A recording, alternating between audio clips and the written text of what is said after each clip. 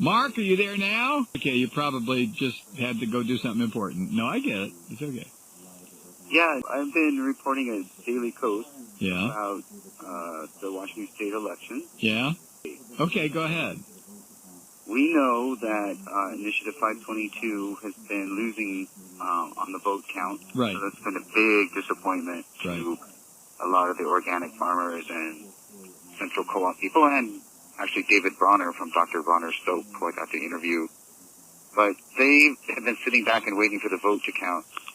And it's still losing by a few percentage points, maybe, 2.5% to 3% right now. Yeah. But there's, and that's just the whole story of Monsanto and DuPont, Dow Chemical, and everyone dumping millions of dollars. Right. Grocery Manufacturers Association. And lying through their teeth about what, flooding the airwaves in the state of Washington with nothing but lies.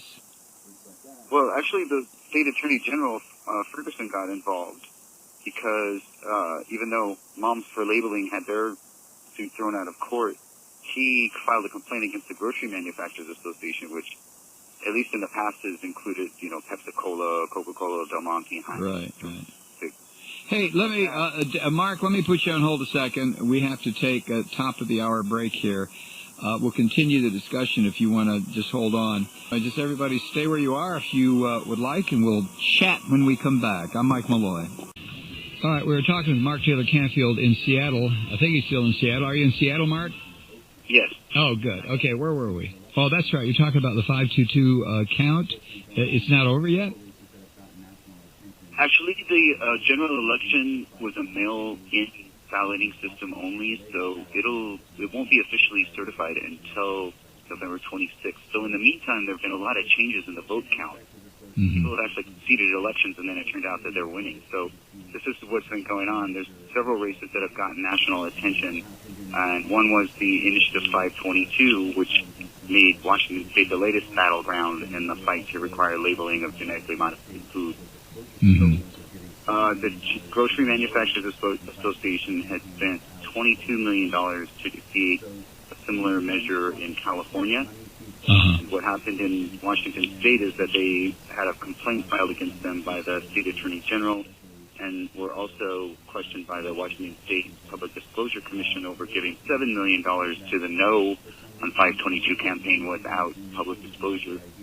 So, once again, lots of corporate money came flooding into the state, just like it did in California, and they were able to convince a lot of the folks on the eastern side of the state, especially who tend to gravitate more towards the Republican Party. They were able to convince them once again that for some reason knowing the ingredients in your food is not a good idea. So you can imagine they were very, very slick, very, very professional, and very highly funded. Oh, yeah. Sure. Yeah, so they're good at it. They can hire the best people. So that's bad news. But the interesting news is that we have an Occupy candidate in Seattle, and she's a self-proclaimed Occupy candidate because there's really no, national group. Right. But she is a socialist, and her name is Kshama Sawant. She's a teacher at Seattle Central Community College, and she shocked everybody because actually, Mike, when I interviewed her on election night, she conceded to me right there and said, okay, I'm going to admit that Richard Conlon probably won this one, and, we learned a lot, but let's move on.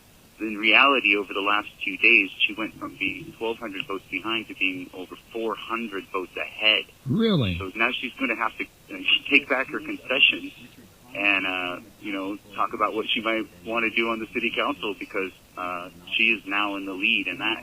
Yeah, I just read, or I haven't read it. Somebody sent me something, the headline being, Willa Socialist actually wind up on the Seattle City Council.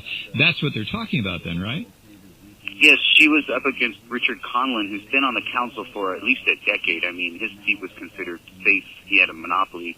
But she came along, and with a bunch of Occupy folks that sort of cut their teeth on organizing in that movement, she was able to put signs everywhere and get the word out. She got the backing of the local alternative weekly, the Stranger magazine. Right. And the next thing you know, she is now ahead in the election. So I'm sure Conlon's people are shaking in their boots right now because they don't know what to do.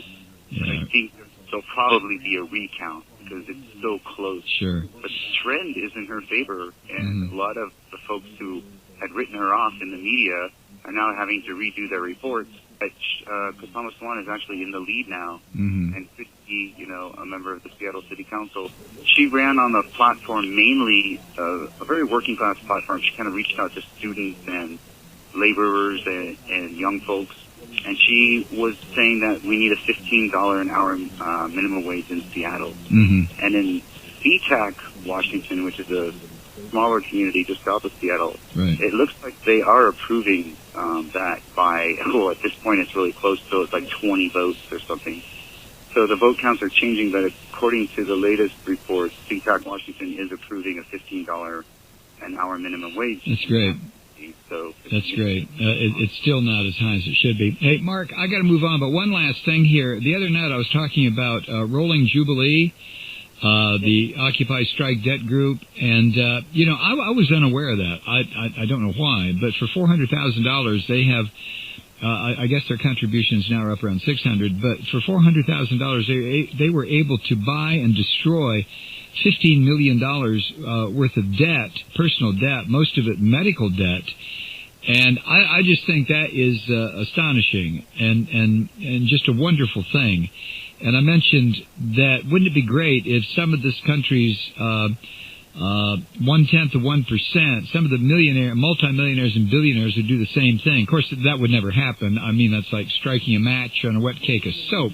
But if you have contact with the Rolling Jubilee people, please pass on to them I don't know, thanks, I guess, or my deep respect for setting something like that up. That's an amazing, amazing thing that they're doing.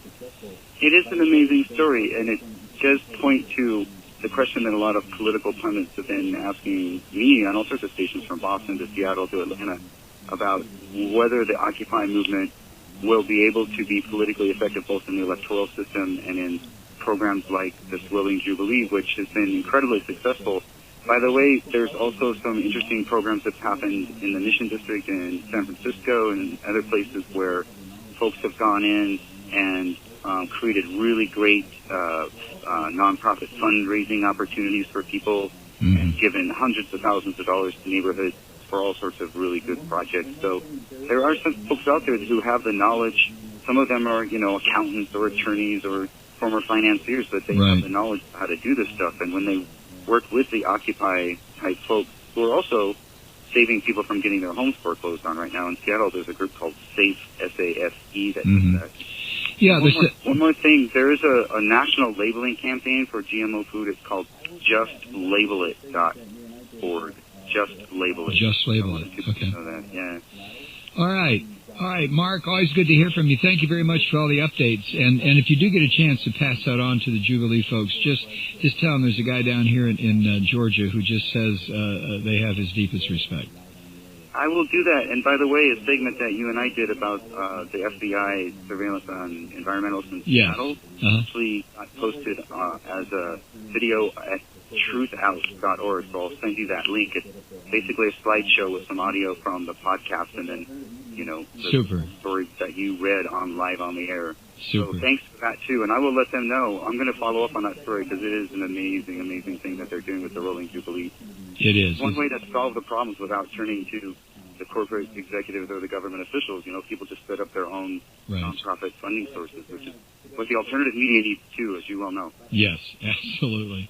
All right, Mark, thanks for checking in, pal. Hey, thanks. Check out my articles at Daily Coast about the Washington State election because I'm sure it's going to be changing over the last few days of this count. So who knows? Absolutely will. I'll watch that one very closely. All right. Take care, Mike. All right. Good work. All right. You too, Mark. Take care. Yeah, I'm still impressed with the Rolling Jubilee thing. I really am. JustLabelIt.org. Things are really simple. Things can be very simple. What is Occam's razor? Just label it. I mean, all of this leads you right back to the Golden Rule, doesn't it, huh?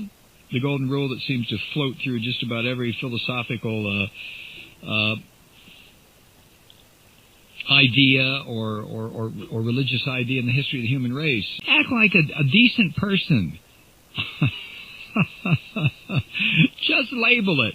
Just put single-payer health insurance out there available. Just stop throwing people out of their houses. Just be decent.